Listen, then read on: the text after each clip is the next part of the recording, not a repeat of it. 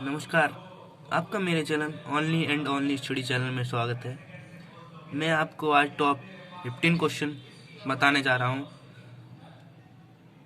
जिसने आप मेरी वीडियो सब्सक्राइब नहीं की है तो वो सब्सक्राइब कर दे और लाइक ज़रूर कर देना, क्योंकि ये वीडियो आपके लिए बहुत अच्छी होगी। तो मैं बिना टाइम वेस्ट करे आपको ये वीडियो बताता हूँ। इसमें ये पहला क्वेश्चन लिखा है, किस देश में 5 सूर्य निकलते हैं। तो पहला क्वेश्चन है, किस देश में 5 सूर्य निकलते हैं।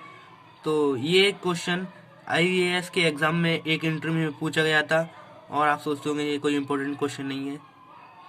ये आईएएस के एग्ज़ाम में एक इंटरव्यू में पूछा गया था, और उस इंटरव्यू में पूछे गए क्वेश्चन का आंसर उसने सही बता दिया था।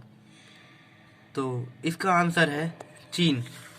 आप देख सकते हैं, चीन है इसका आंसर सही, चीन।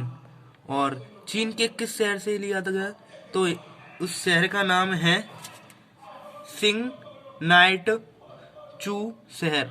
उस शहर का नाम क्या है, सिंग नाइट चू शहर। मैं आपको बता देता हूँ, सिंग नाइट चू शहर। उस शहर का नाम है सिंग नाइट चू शहर। आप देख सकते हैं उस शहर का क्या नाम है, सिंग नाइट चू शहर। आप ये क्वेश्चन याद रखिए, और ट्रिकी भी आप किसी से पूछ लेना है, वो ये क्वेश्चन का आंसर नहीं जानता होगा। सेकंड क्वेश्चन है आपका, विश्व में कितनी भाषाएं बोली जाती हैं। तो विश्व में कितनी भाषाएं बोली जाती हैं आप देख सकते हैं। तो इस क्वेश्चन का आंसर है 5000। ये क्वेश्चन आप कभी ही नहीं देख पाओगे, पर ये इम्पोर्टेंट है। ये अभी की परीक्षा में पूछा गया था, विश्व में कितनी भाषाएं बोली जाती हैं। तो विश्व में 5000 भाषाएं बोली जाती हैं या उससे अधिक। तो हमने अंदाजे से नहीं बताया है, 5000 से अधिक ही बोली जाती हैं भाषाएं, पर एग्जैक्ट वैल्यू 5000 है। विश्व में 5000 भाषाएं बोली जाती हैं।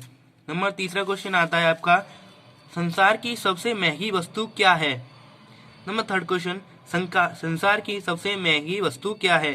सो थोरियम, यूरेनियम, सोना या चांदी। आपके माइंड में अभी भी क्वेश्चन बन रहा होगा कि हीरा तो इसने लिखा ही नहीं है। तो वो ऐसा कुछ नहीं है, हीरा इतना इम्पोर्टेंट नहीं है। जितने में से इसमें से चारों में से एक ऐसी वस्तु है जो सबसे महंगी है। तो थोरियम, यूरेनियम, सोना, चांदी। तो सबसे महंगी वस्तु है यूरेनियम। सबसे महंगी वस्तु क्या है, यूरेनियम।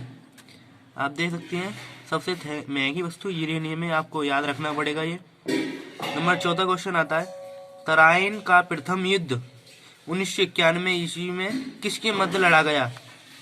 तराइन का प्रथम युद्ध 1991 में ईस्वी में किसके मध्य लड़ा गया।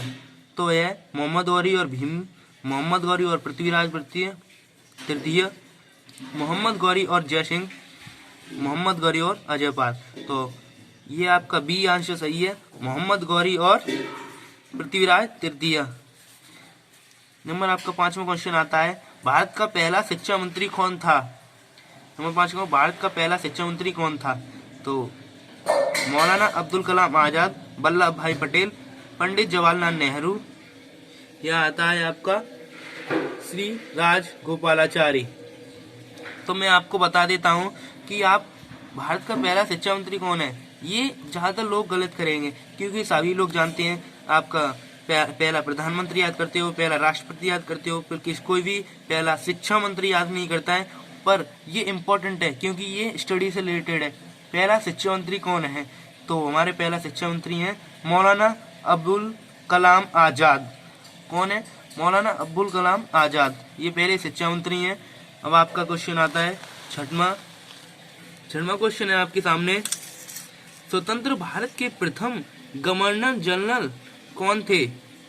स्वतंत्र भारत के प्रथम गवर्नर जनरल कौन थे। तो जवाहरलाल नेहरू, सी राजगोपालाचारी, जीवी मावलंकर, इनमें से कोई नहीं। तो स्वतंत्र भारत के प्रथम गवर्नर जनरल हमारे सी राजगोपालाचारी थे, सी राजगोपालाचारी। आप देख सकते हैं। इसी के साथ आपके सामने सातवां क्वेश्चन आता है, किस देश के लोग अधिक परिश्रमी होते हैं। अमेरिका, सऊदी अरब, भारत, जापान। तो इस क्वेश्चन का आंसर है जापान। जापान के लोग अधिक परिश्रमी होते हैं। और एक और फैक्ट बता देता हूँ मैं आपको। जापान के लोगों की आयु अभी भी 100 वर्ष के ऊपर की है, यानी कि जापान के लोग अभी भी 100 वर्ष से ऊपर जीवित हैं और बहुत लोग आपको मिल जाएंगे जापान में। लेकिन भारत, सऊदी अरब, अमेरिका में ऐसा नहीं है। और भारत की बात करें तो भारत में अब सिर्फ 60 वर्ष की आयु में ही लोग की मृत्यु हो जाती है। तो आप देख सकते हैं कि किस देश में लोग अधिक परिश्रमी होते हैं, तो वो है जापान। नंबर 8वां क्वेश्चन आता है, पृथ्वी पर कुल महाद्वीप हैं? तो इसका आंसर है आपका 8। पृथ्वी पर 8 महाद्वीप हैं, लेकिन आपको पता होगा पहले हमारे 7 थे। 2020 के में हमारे महाद्वीप 8 हो गए हैं। एक और महाद्वीप सर्च कर लिए हो गए हैं, लेकिन आपको अगर उसका नाम पूछना है तो क्या कमेंट बॉक्स में मुझसे पूछ सकती हैं। तो अब आते हैं आपके 9वें क्वेश्चन पर। ISRO Indian space research organisation की स्थापना हुई। तो इसकी स्थापना हुई थी 15 अगस्त 1969 ईस्वी में, और ये हुई थी हमारी बेंगलुरु में। और 10वां क्वेश्चन आता है आपके सामने, किस देश में 5 सूर्य निकलते हैं जो आंखों से देखे जा सकते हैं? ये आपका क्वेश्चन पहले ही पूछ लिया गया है, लेकिन दोबारा लिखने के कारण मैंने इसको काटा नहीं है और आपके सामने दोबारा दिखा रहा हूँ मैं।